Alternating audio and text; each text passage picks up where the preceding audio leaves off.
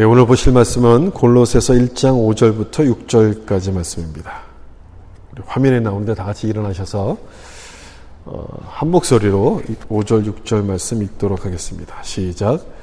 너희를 위하여 하늘에 쌓아둔 소망으로 말미암음이니 곧 너희가 전에 복음 진리의 말씀을 들은 것이라.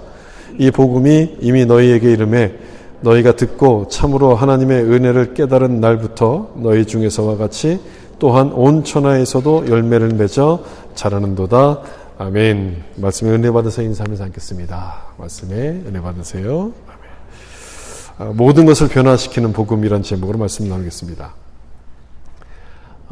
요즘 아이들의 꿈은 뭐 유튜버 또는 건물주라고 하지만 제가 어렸을 때만 해도 경찰이나 군인 또는 사업가가 되는 것이 꿈이었습니다. 저 역시 마찬가지였는데 어느 날 그 꿈이 바뀌었어요.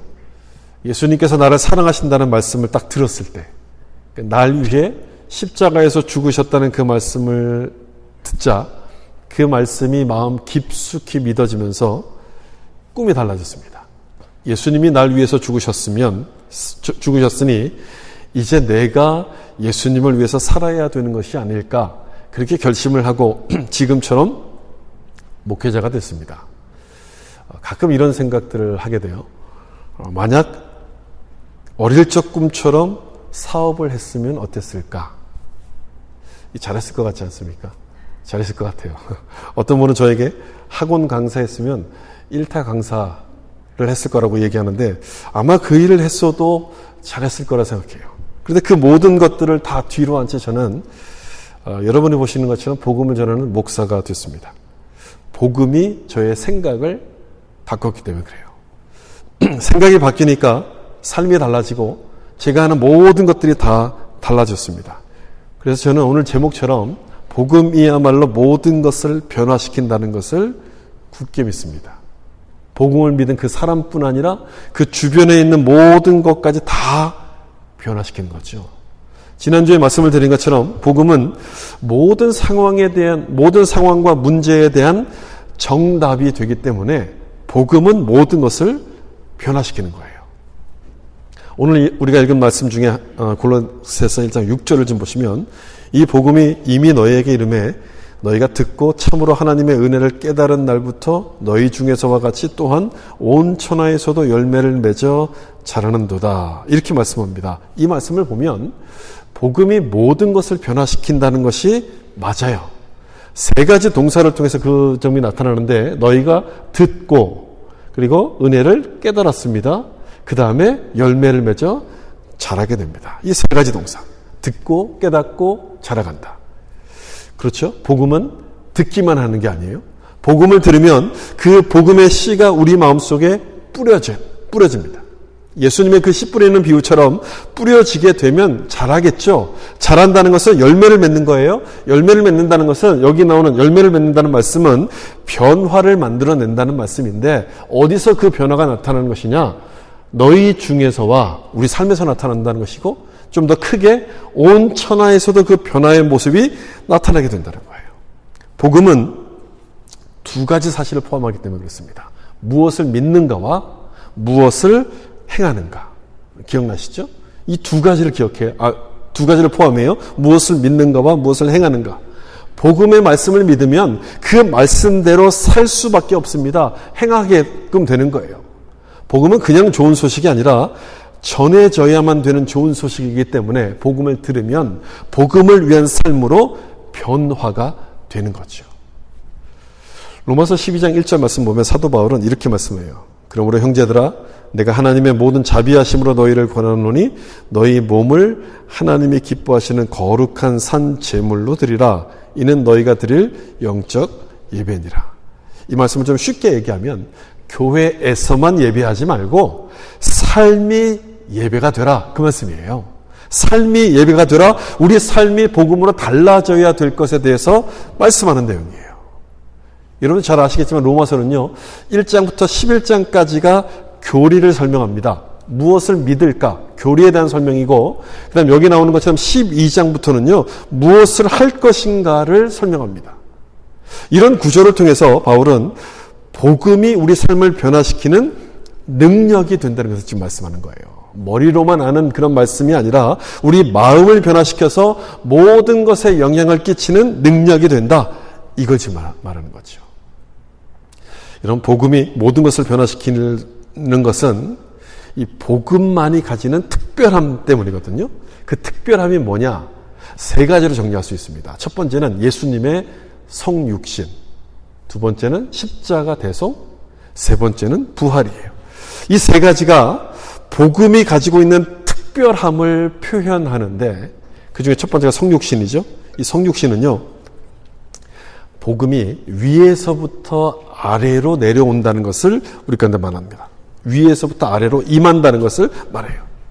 영어로 표현하면 이 top to down 뭐 이렇게 표현할 수 있겠지만 그 의미를 보면요, upside down 이런 의미예요. 뭔가 이렇게 뒤집어졌다, 거꾸로졌다, 거꾸로다 이런 의미예요. 왜 그러냐면 이 성육신이라는 것은요, 예수님께서 인간의 몸을 입고 이 땅에 이렇게 내려오신 것 아닙니까? 마가복음 10장에서는 섬김을 받으려 함이 아니라 섬기러 오셨다. 왕이신 예수님께서 우리를 섬기기 위해서 종이 되셨다는 얘기예요. 그래서 위에서부터 아래로 임하셨다. 세상의 원리와는 정반대의 모습인 거예요. 그래서 업사이드 다운이에요. 우리는 밑에서부터 위로 올라가는 것이 당연한 거죠. 어떻게든지 우리는 위로 올라가려고 노력해요. 그렇지만 예수님은요, 거꾸로 위에서부터 아래로 내려오셨어요. 세상과 역행하는 이 모습, 예수님 말씀에도 정확하게 이제 나타납니다. 그 산상수훈 말씀에 여러분 어떻게 시작합니까? 산상수훈이요. 심령이 가난한 자는 복이 있나니. 여러분 가난한데 어떻게 복이 있어요? 애통하는 자는 복이 있나니. 어떻게 슬퍼하는데 복이 있습니까? 의에 줄이고 목마른 자는 복이 있나니. 아래를 강조하는 것이거든요. 세상의 원리로 보면은 이 말씀이 도무지 이해가 되지 않지만 복음 안에 들어와 있으면 우리 생각이 달라지기 때문에 이 말씀이 가능해지는 거예요. 당연한 거예요, 이 말씀이.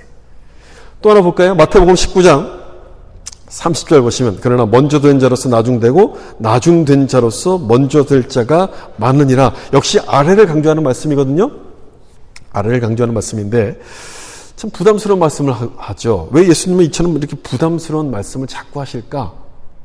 예수님께서 우리를 구원하신 방법이 바로 그 성육신, 위에서 아래로 임하는 방법이었기 때문에 그래요. 왕이신 예수님께서 종이 되셨어요. 가장 높으신 분이 가장 낮은 곳으로 임하셨고 그 죄와 싸울 때도 힘으로 싸우신 것이 아니라 희생과 섬김으로 싸우십니다. 모든 것을 버림으로 모든 것을 얻으십니다. 세상 방법과는 정반대의 모습을 취하셨어요. 그래서 이 복음은 모든 것을 변화시키는 능력이 돼요. 세상 방법과 다르기 때문에 인종과 계급으로 차별하지 않고요, 다른 사람의 희생을 통해서 부를 축적하는 이 잘못된 세상 방법이 아니라 업사이드 다운, 예수님의 방법을 따라가기 때문에 그렇게 되는 거예요. 여러분, 복음이 이런 복음으로 우리 생각이 좀 달라진다면 삶에도 다른 변화들이 나타나는 것은 당연한 건 아니겠습니까? 복음의 두 번째 특성은 예수님의 십자가 대속인데, 십자가 대속은 이렇게 설명할 수 있어요.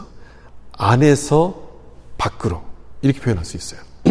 그러니까 inside to out, 안에서 밖으로. 이 복음서를 읽어보면 예수님께 책망을 많이 들었던 사람들이 있습니다. 바리새인들이 그렇죠? 왜 책망을 듣습니까? 이 사람들이 가지고 있는 그 외식주의 때문에 그래요. 그러니까 내면보다는 겉모습을 중요하게 여기는 태도 때문인데, 그래서 바리새인들은 할례를 강조하고요, 안식일을 강조하고 장로들의 유전을 강조하면서 이것을 지켜야지만 하나님의 자녀가 된다, 구원받는다, 이렇게 가르쳤습니다. 그것 때문에 예수님과 계속 부딪혔어요. 예수님께서는 예수님의 말씀을 종합해보면 로마서에 나오는 이 말씀을 딱 요약할 수 있는데, 로마서 14장 17절 보시면 하나님의 나라는 먹는 것과 마시는 것이 아니요 오직 성령 안에서 있는 의와 평강과 희락이라. 참 어려운 말씀이에요. 그럼 하나님 나라에는 먹는 것도 없고 마시는 것도 없는가? 좀 이런 말씀으로 이제 생각이 되지만 좀 어려운 말씀인데, 이 말씀은 이런 뜻이에요. 하나님 나라에는 누가 들어가느냐? 먹는 것과 마시는 것, 이 율법을 통해서가 아니라, 율법은 이걸 먹어야 되고 저건 먹지 말아야 되고 이걸 정리하는 거거든요. 바로 먹는 것, 마시는 것, 율법을 의미하는 거예요. 율법을 통해서 들어가는 것이 아니라 그 마음에 무엇이 임한 사람, 성령이 임한 사람이 들어가는 것이다. 예수님을 영접하는 사람이 들어간다. 이걸 말씀하는 거예요. 바리새인들이 강조했던 율법주의와는 정반대 말씀이죠. 바리새인들은요, 율법을 지키면서 선을 행함으로 하나님께서 복을 주신다고 이제 믿었거든요. 그러니까 공로주의, 나의 공로, 나의 선행을 통해서 하나님이 나를 받아주신다. 그러니까 밖에서부터 안으로를 강조했어요. 나의 선행, 바깥으로 드러나는 모습을 통해서 내 안에까지 복을 주신다고 믿었는데, 복음은 그렇지 않습니다. 안에서 밖으로 온 거예요. 하나님의 은혜로 말미암아 나를 선택하셔서 구원해 주셨다는 사실을 믿을 때, 내 마음속에서 믿을 때 이 마음에서 기쁨이 생기면서 우리가 순종하게끔 돼요. 그러니까 안에서부터 바깥으로 나타나는 거예요. 어떻게 다른 건가 여러분 이해가 되시죠? 세상 종교는요, 모두가 다 밖에서 안으로를 강조합니다. 뭔가 1000번 절을 해야지 복을 받는다. 뭘 선행을 해야지 복을 받는다. 밖에서 안으로를 강조하지만 복음은요, 안에서부터 밖으로를 강조합니다. 내가 뭔가를 해서 의롭게 되는 것이 아니라 오직 은혜로만 의롭게 된다는 것을 말씀하는 것이 바로 복음이에요. 우리의 구원은 날 위해서 죽으신 그 십자가, 예수님의 대속으로부터 이루어졌기 때문에 그렇다는 것인데, 죄는 내가 지었거든요. 근데 누가 죽으셨습니까? 예수님이 죽으셨어요. 이게 십자가 대속이에요. 우리를 위해서 예수님께서 대신 죽으심으로 말미암아 우리 죄를 용서하셨고 우리가 구원받을 수 있는 길을 열어주신 거예요. 그러므로 누구든지 이 예수님의 십자가를 믿으면 하나님의 자녀가 되는 구원을 선물로 주시는 거예요. 우리 상황을 보고 우리가 하는 일을 보고 주시는 것이 아니라 십자가를 믿는 믿음을 보고 주시는 거예요. 안에서부터 밖으로 나타나는 거예요. 이 원리를 깨달으면, 이 원리가 깨달아지면 하나님과의 관계가 달라지고요. 다른 사람들과의 관계가 달라져요. 그러니까 안에서부터 밖으로의 변화가 나타나게 되는 거예요. 그 다음 세 번째 복음의 특징은 예수님의 부활에 나타나는데,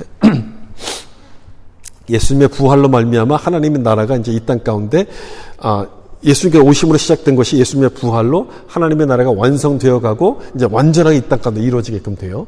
그래서 이것을 앞에서 뒤로 라고 이제 표현할 수 있어요.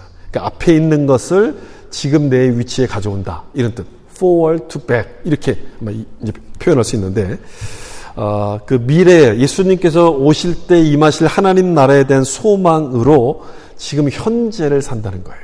그러니까 앞에 있는 것을 보고 지금을 산다. 이런 뜻인 거예요. 이 하나님의 나라는 하나님이 통치하신 곳 아닙니까?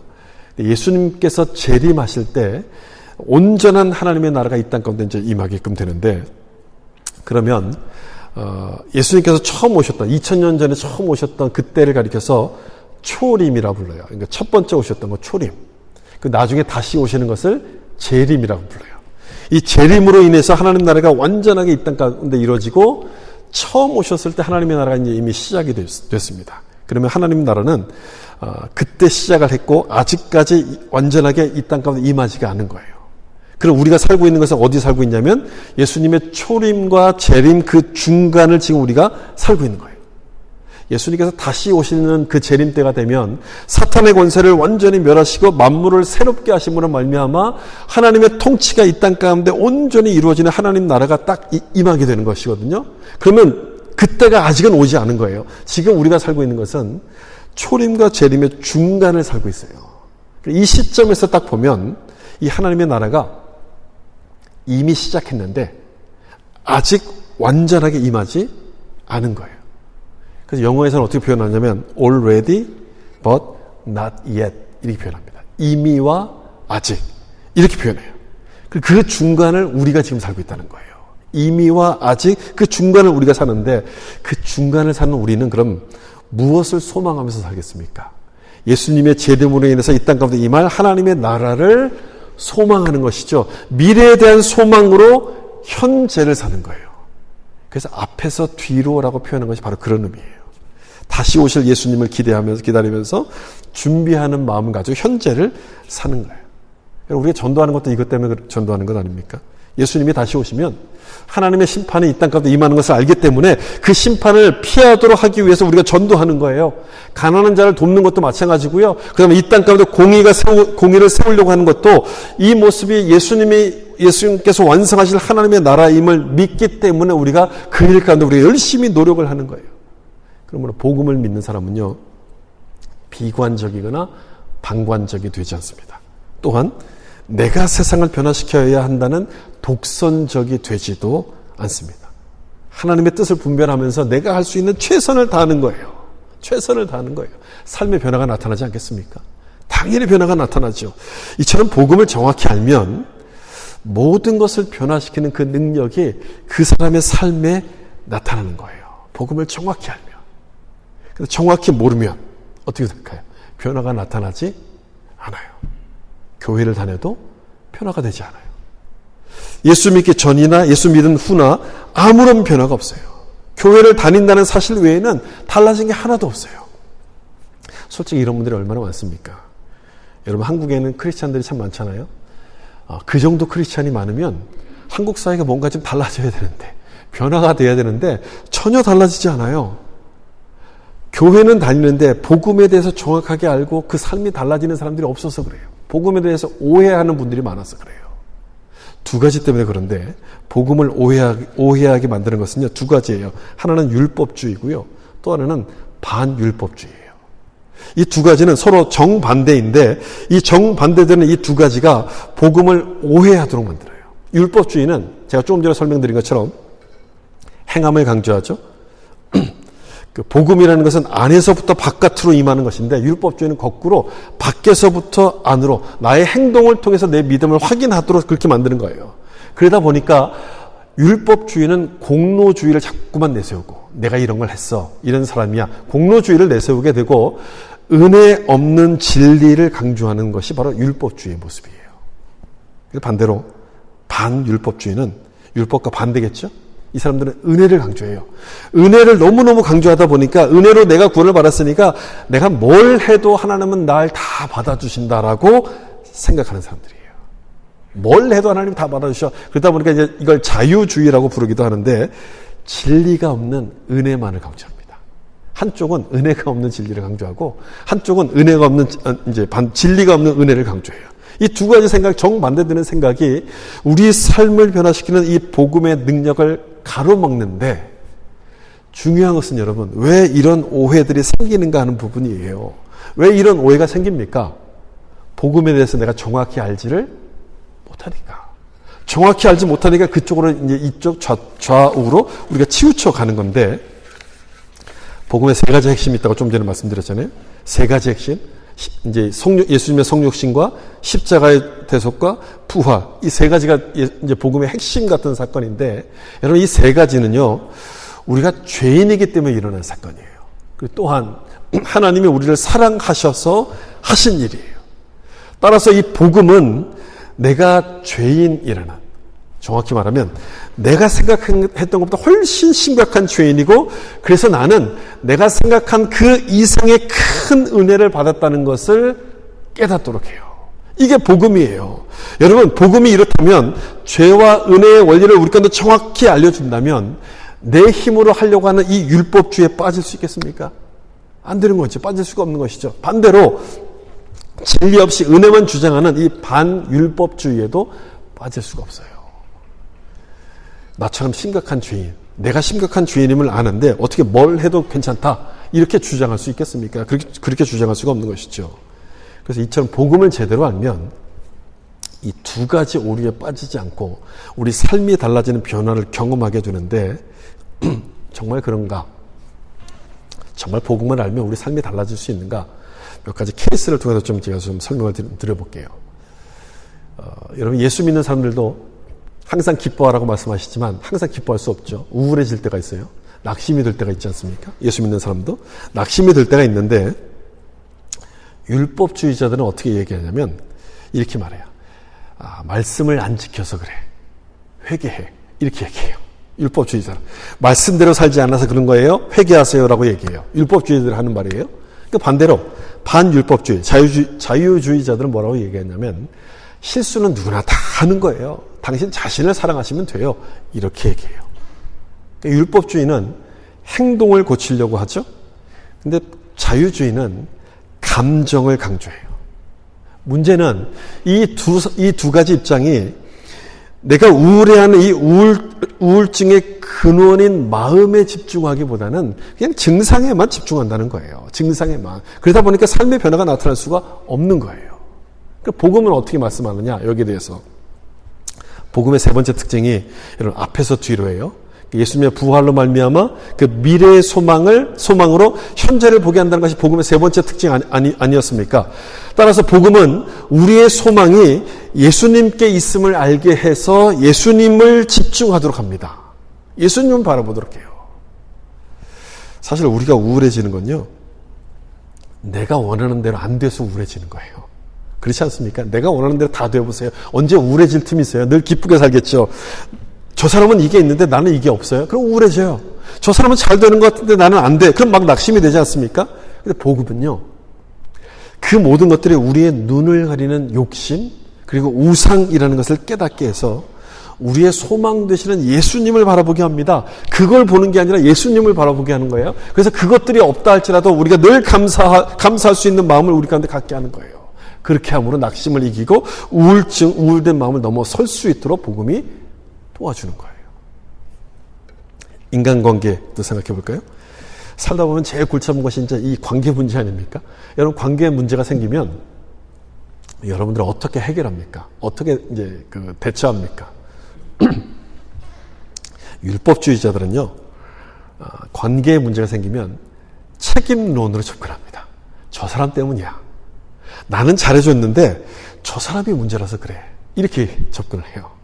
그러니까 율법주의는 겉모양을 굉장히 중요시 여기거든요. 그래서 나의 이미지를 지키기 위해서 상대방을 깎아내리는 거예요.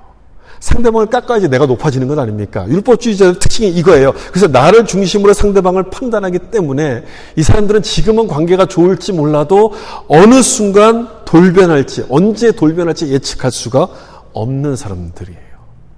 반대로 자유주의자들, 반율법주의자는요, 모든 게 좋다라고 생각해요. 모든 게 좋다고 생각하기 때문에 가능한 관계를 이어갑니다. 가능한.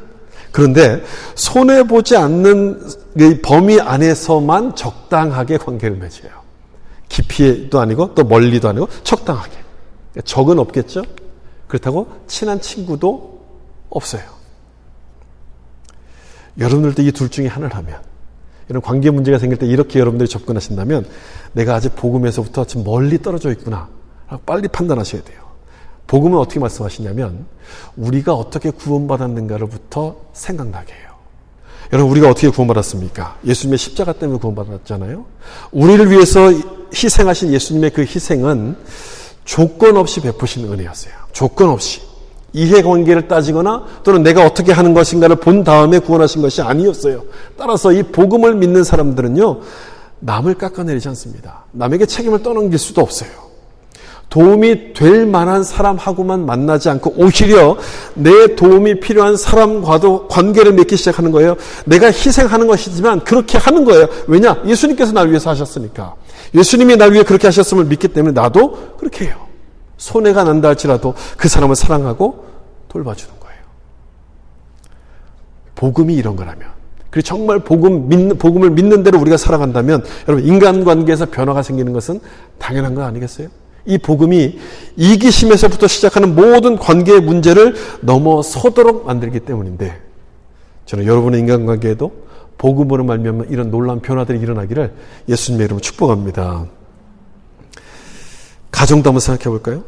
여러분, 가정도 이 복음으로 말미암아 변화가 일어날 수 있는데, 변화가 일어나지 않는 율법주의부터 좀 생각을 해보죠. 율법주의에서 보면 이 사람들은 행위를 굉장히 중요하게 여기기 때문에 자녀들에게요, 이거 해야 돼, 저거 하지 마, 이런 것들을 강요합니다. 율법주의를 가진 생각을 가진 사람은 가정에서 그렇게 해요. 이거 해, 저거 하지 마, 이렇게 강요해. 그러다 보면 두 가지 문제가 생겨요. 부모가 시키는 대로 움직이는 마마보이가 되거나 아니면 부모를 위해서 존재하는 노예가 돼요. 반대로 자유주의자들은, 반율법주의자들은요, 관심이 없습니다. 너 알아서 해. 너 인생은 너 거야. 너 알아서 해. 이렇게 내버려둬요. 내가 더 중요하거든요. 가족보다 내가 더 중요하기 때문에 헌신, 책임 이런 걸 중요하게 생각하지 않아요. 강조하지 않습니다. 여러분, 이런 두 가지 모습이라면, 이 두 가지 모습으로 사는 가정이라면 그 가정 안에 문제가 생길 수밖에 없는 것 아니겠습니까? 부모의 사랑을 받지 못해서 적대감이 생기거나 아니면 너무 많은 사랑을 받아서 혼자서는 아무것도 할 수 없는 의존적인 사람이 되어버릴 거예요. 그럼 복음은 가정에 대해서 뭐라고 말씀할까? 직접적으로 자녀 교육을 이렇게 하라 저렇게 하라는 그 말씀보다는 하나님 아버지에 대한 말씀이 굉장히 많아요. 복음에는요. 복음에는 아버지에 대한 말씀이 굉장히 많아요. 하나님께서 우리의 영적인 아버지가 되시고 완전한 아버지가 되신다는 사실을 계속 강조합니다. 우리가 어딜 가든지 우리와 함께 하시고 우리를 인도하시고 우리를 도와주시는 그 아버지가 하나님이라고 말씀하심으로써 육신의 부모에게 사랑받지 못했던 그 아픔을 치유하십니다. 그렇게 육신의 부모 되신 하나님을 의지하게 하셔서 온전한 가정을 이루도록 만들어 가시는 거예요. 복음이 가정도 변화시키는 거예요. 또한 이 문제에 대한 복음은 이 문제에 대한 답도 우리 가운데 주는데 차별에 대한 문제예요. 인종차별과 문화차별. 이 문제에 대해서도 복음은 전혀 다른, 우리 생각과 전혀 다른 모습을 보여줘요. 백인들이 아시안들을 놀릴 때 자주 하는 그 제스처가 뭡니까? 눈을 이렇게 잡아 당기는 거 아닙니까? 찢어진 눈을 만드는 거잖아요. 이런 걸 보면 막 화가 나죠. 화가 나는데 사실은 우리도 마찬가지입니다. 우리도 사실 여기에 대해서 할 말이 별로 없어요. 우리 한국 사람만큼 인종차별이 심한 민족도 없습니다. 우린요, 한국인을 제외한 모든 사람을 다 놈으로 불러요. 일본 사람, 중국인 또는 서양 사람 다 놈이에요. 다. 우리가 최고라는 거야. 우리가 저들보다 훨씬 더 우월하다는 생각에서 그렇게 부르는데 이 생각이 율법주의예요. 율법주의. 소위 보수라고 하는 사람들이 가진 생각이에요. 스스로 우월하다고 여기면서 자기 문화가 최고라고 이렇게 주장을 합니다. 이게 율법주의 모습이에요. 반대로 자유주의, 반율법주의는요, 모든 문화가 다 중요하다라고 이야기하면서 절대 진리를 인정하지 않아요. 그래서 누구하고든지 다 잘 어울려요. 이 사람하고도 어울리고 저 사람하고도 어울려요. 극과 극의 모습이에요. 지금 우리가 살아가고 있는 세대는요, 이 극과 극이 최대로 벌어져 있는 그런 시대를 살아가고 있어요. 양극화, 극우고 극좌, 이것이 둘로 갈라져 버린 이런 시대를 살아가고 있거든요. 복음을 믿는다는 사람조차도 이렇게 양쪽으로 지금 갈라져 있는데, 여러분 복음은 뭐라고 말씀하는지 아십니까? 로마서 3장 23절 우리 같이 한번 읽어보겠습니다. 시작. 모든 사람이 죄를 범하였음에 하나님의 영광에 이르지 못하더니, 복음은요, 우리 모두가 다 죄인이라고 말씀하고 있어요. 죄인이라는 거예요. 그렇다면 누가 더 우월한가를 따질 수가 있습니까? 없죠. 있을 수가 없어요. 따질 수가 없어요. 죄인은요, 자랑할 게 하나도 없어요. 우리가 받은 구원 역시 하나님의 은혜로 이루어진 것이기 때문에, 선물로 받은 것이기 때문에 우리는 내세울 게 아무것도 없는 거예요. 우월하지가 않은 거예요. 따라서 이 복음 안에서는 차별이 있을 수가 없어요. 또 한 가지 말씀 볼까요? 갈라디아서 3장 28절, 이 말씀도 같이 한번 읽어보겠습니다. 너희는 유대인이나 헬라인이나 종이나 자유인이나 남자나 여자나 다 예수 그리스도 안에서 하나이니라. 아멘. 여러분, 이 말씀 속에 인종차별이 나타납니까? 문화적인 차별이 나타납니까? 나타나지 않습니다. 복음 안에서 다 하나인 거예요. 이처럼 복음은요, 모든 사람들에게 다 열려 있어요. 배타성이 아닌 포용성을 가지고 있지만 단 하나, 예수님만을 주님으로 고백한다는 점에서 특별한 거예요. 예수님만을 고백하는 것이고 이것을 제외한 모든 것에는 다 포용성, 다 열려있는 모습을 가지고 있어요. 이게 복음이에요. 이게. 그런데 복음을 믿는다고 하면서 다른 인종과 문화를 폄하하고 뭔가 이들을 이제 그 비판한다는 것은 잘못된 거죠. 잘못된 거예요. 복음을 잘못 알고 있는 거예요. 여러분, 여기서 이어지는 주제가 바로 전도죠. 전도. 그 율법주의는 전도보다는 개종을 시키려고 합니다. 개종. 상대방의 마음을 내가 이렇게 바꾸고 싶어 하는 거예요. 왜 그런지 아시겠죠? 이 율법주의는 우월의식을 갖고 있는 사람들이거든요. 내가 옳고 저 사람은 틀리다. 이런 생각인 거예요. 그러니까 이 우월의식을 가진 사람은 공격적인 태도를 취할 수밖에 없어요. 예수 천당, 불신지옥 이런 말을 막 외치면서 협박하듯이 개종을 강요합니다. 이런 사람은 대부분 다 율법주의적인 생각을 가진 사람들이에요. 반대로 자유주의자들은요, 전도에 대해서 어떤 입장이냐면 모두가 다 옳다고 믿으니까 전도할 필요성을 못 느껴요. 전도를 안 해요. 전도를 안 해도 아무런 부담 없어요. 역시 이 모습 역시도 잘못된 거예요. 복음은 제가 조금 전에 말씀드린 것처럼 우리가 죄인임을 깨닫게 하는 것이거든요. 그래서 하나님의 은혜로 말미암아 그 죄에서 구원받았음을 우리 가운데 깨닫도록 하시는 거예요. 전도는 바로 여기서부터 시작하는 거예요. 여기서부터. 안 하면 벌 받으니까 하는 것이 아니고요. 마지못해 하는 것이 아니라 나를 사랑해 주신 그 하나님의 사랑이 저 사람들에게도 필요하다는 사실을 깨닫기 때문에 하는 거예요. 복음이 이 모든 사람들에게 대한 정답임을 알기 때문에 이 복음을 전하게 되는 거예요. 전도하게 되는 거예요. 따라서 복음을 믿는 사람은요, 다른 사람을 대할 때 아주 예의 바르게 대합니다. 겸손하게 대해요. 겸손하게 대해요. 내가 저 사람을 바꾸려고 하는 것이 아니라 복음이 바꾼다는 것을 믿기 때문에 강요하거나 억압하지 않습니다. 그렇다고 해서 적당히 그냥 내버려 두느냐, 그냥 나 몰라 하느냐, 그것도 아니에요. 하나님께서 하실 것을 믿고서 기다리는 거예요. 저 사람도 하나님의 사랑하심을 믿기 때문에 하나님께서 포기하지 않고 구원하신다는 사실을 믿기 때문에 같이 인내함으로 기다리는 거예요. 겸손한 모습으로 대할 수밖에 없어요. 나를 미워하는 사람에 대해서도 마찬가지예요. 하나님이 저 사람도 사랑하시지 라고 생각하고 예의 바르고 겸손하게 대합니다. 여러분 어떻습니까? 참 멋진 모습 아닙니까? 우리도 이런 모습이 되어야 된다고 생각하지 않습니까? 복음은요, 무엇을 믿는가와 무엇을 행하는가 두 가지가 다 같이 포함되어 있어요.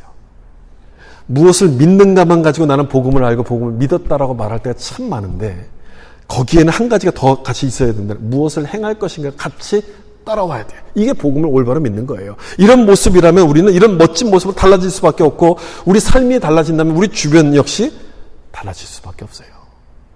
여러분, 지금 제가 설명드린 것처럼 우리 삶에서 일어나는 모든 문제들에 대한 근본적인 해결책은 복음 안에서 찾을 수가 있어요. 나 같은 죄인을 아무 조건 없이 구원해 주신 그 은혜의 복음이 우리의 이기심과 또 우월감과 열등감을 넘어서게 하기 때문에 내 삶에서 일어나는 모든 갈등, 문제에 대한 해답이 되는 거예요. 사실 우리의 문제는 어디서부터 비롯됐냐면 하나님과의 관계가 끊어지면서부터 비롯된 것이 우리의 문제들이거든요. 근데 이 복음은요, 그 하나님과의 관계를 다시 이어주는 거예요. 관계를 바로 세워주는 거예요. 그래서 거기서부터 파생됐던 모든 우울증과 인간관계, 가정과 차별화된 모든 문제를 해결하는 정답이 되는 거예요. 여러분, 복음이 정답이라는 얘기는요, 복음이 모든 것을 변화시킨다는 것과 같은 의미예요. 모든 것을 변화시키는 거예요. 복음은요, 우리 마음과 생각을 변화시키고, 그래서 우리가 변화되면 내가 속해 있는 교회가 변화되겠죠. 우리 교회가 변화되면 세상 사람들은 그런 우리들의 모습에 대해서 관심을 갖기 시작합니다. 초대교회 성도들이 그랬던 것처럼, 그래서 지역사회를 바꾸는 변화가 바로 이 복음으로부터 시작이 된다는 거예요. 여러분은 복음이 모든 것을 변화시킨다는 사실을 믿으십니까? 그리고 그 변화를 여러분 체험하고 계십니까? 복음을 정확히 알면 이 복음의 능력을 경험하게 돼요. 한쪽으로 치우치지 않고 자유주의나 또 율법주의로 빠지지 않으면서 복음의 능력을 잃어버리지 않게 돼요. 그렇게 되지 않으려면 신앙의 균형을 여러분 잘 잡으셔야 돼요. 죄와 은혜를 말씀하는 이 복음을 정확하게 알고 이 복음적인 삶을 살아가기 시작할 때 내가 변하고 가정과 직장, 우리 교회 사회가 달라지는 모든 것을 변화시키는 복음의 능력을 경험하게 되는 겁니다. 이런 은혜가 여러분과 함께 하시기를 예수님의 이름으로 축원합니다. 같이 한번 기도하겠습니다.